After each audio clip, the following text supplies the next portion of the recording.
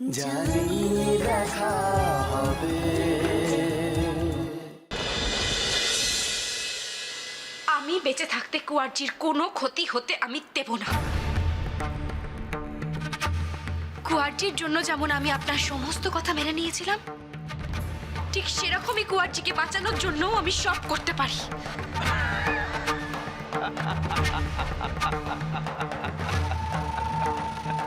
ঠিক সেরকমই কুয়ারজিকে বাঁচানোর জন্য আমি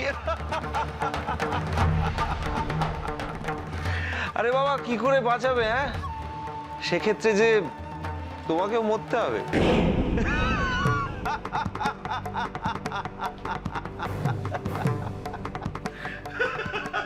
ভয় দেখাচ্ছে না? না না না, একদম না, একদমই নয়। যেটা হবে সেটাই বলছি। মরতে আমি ভয় পাই না।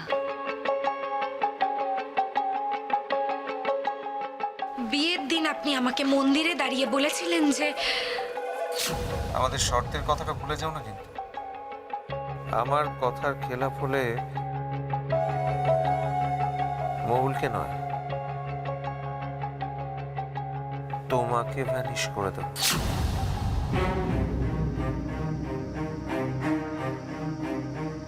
এবার আপনি সত্যি করে বলুন তো আপনি কি চান?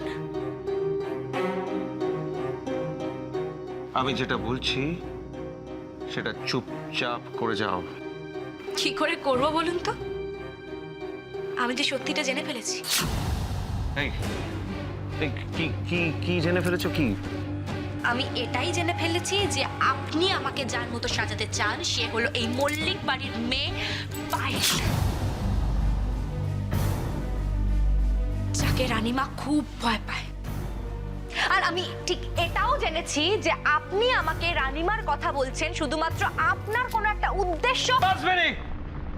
বাস, কিছু ভুল বলে ফেললাম বুঝি?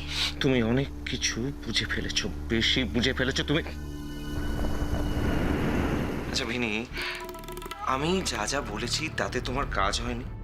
হয়েছে তো, হয়েছে তো। রানীমা আমাকে মেনে নিয়েছেন। আর আপনার সাথে আমার ঠিক কি কথা হয়েছিল এই মেনে নেওয়া নিয়েই তো হয়েছিল।